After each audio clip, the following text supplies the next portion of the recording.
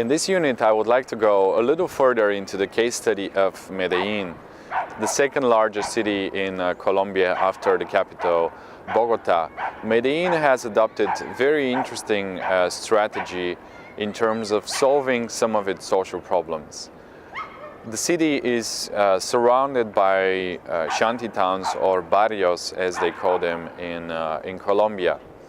A few years ago, a successful initiative by the mayor, who was also an urban planner, has done an intervention which was able to improve significantly the life of the people in these communities. The mayor had promoted something which is the initiative for transportation, education, and safer cities. The transportation was solved in a very interesting way.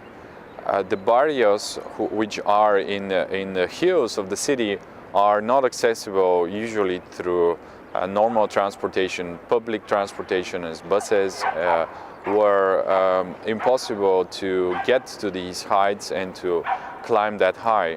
So the only solution which proved feasible was to build the funicular, or the cable cart, in Medellin. The city of Medellin purchased strategic areas in which the funicular was built. They built a street around it, and they surrounded the stations with major public spaces. The city has also built public areas and sports fields. So you can see some swimming pools, you can see small plazas, small gardens, and small areas where people from the neighborhood can gather, meet with each other, and spend some time together. This intervention have proved very important for the people. They were able to rebuild their community and to reclaim this public space. The city had to displace some of the people who lived in these areas around the funicular. So what they did is they built new buildings in strategic areas that are higher than the normal one-story buildings, and in these areas they placed, or they provided, homes for the displaced areas from the neighborhood. On the other side, the city has built 10 public libraries, all of them designed through a competition and all of them funded with the same budget. Two of the libraries that I would like to show you are interesting examples which I was able to visit recently. The first example that I would like to show is a library by Giancarlo Mazzanti, an architect from Bogota.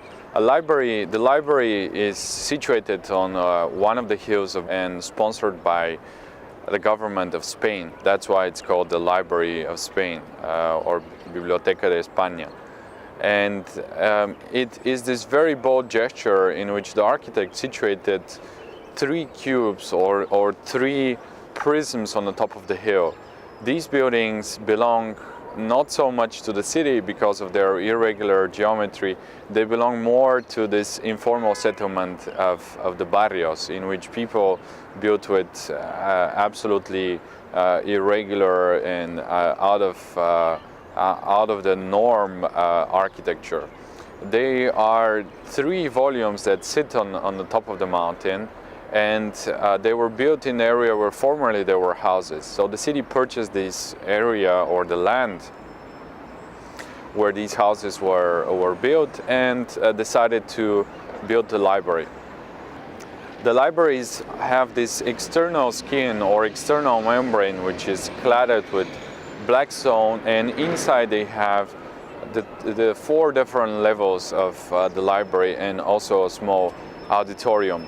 It's a very interesting intervention in which the light comes from the top, so there is a skylight in which the building receives its light from the top and not from the side, and then inside people can focus and study, read, learn, and participate in some of the common activities as some kids do.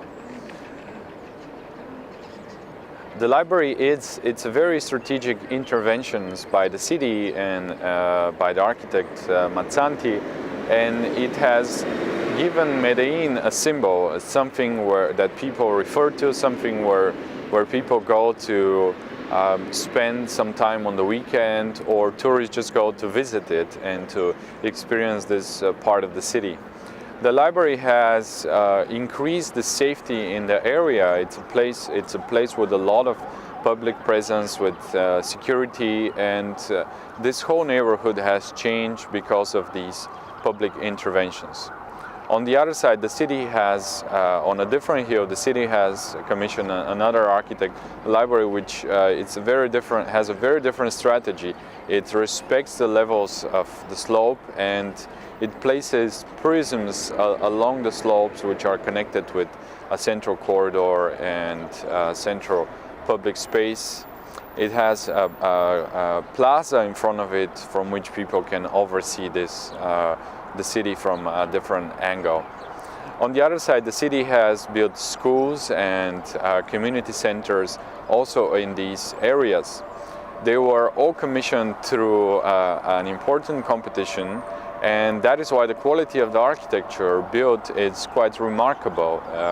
Some of these projects have received awards, national and international, and are really something new for the city, not just because of the social aspect and the social importance that they have, but also because of the quality of the architecture that they were able to achieve. These buildings show us how in Medellin the city was able to use architecture as a tool for social inclusion, as a tool for social change, how architecture can change the life of the people, and how these very strategic interventions in the barrios were able all of a sudden to improve the health of their people, to improve the safety, to give education to those who previously didn't have access to.